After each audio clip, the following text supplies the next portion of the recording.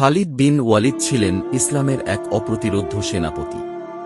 তিনি সাইফুল্লাহ আল্লাহর তরবারি নামে পরিচিত। উহুদের যুদ্ধে তিনি ইসলামের বিরুদ্ধে লড়েছিলেন, কিন্তু পরে ইসলাম গ্রহণ করেন। ইসলাম গ্রহণের পর প্রথম যুদ্ধে, মুতার যুদ্ধ, তিনি মাত্র ৩,০০০ মুসলিম সেনা নিয়ে ২ লক্ষ রোমান সৈন্যের বিরুদ্ধে নেতৃত্ব দেন। ৩ জন সেনাপতি শহীদ হওয়ার পর তিনি সেনাপতির দায়িত্ব নেন। কৌশল আর সাহসিকতায় তিনি মুসলিম বাহিনীকে বাঁচিয়ে আনেন।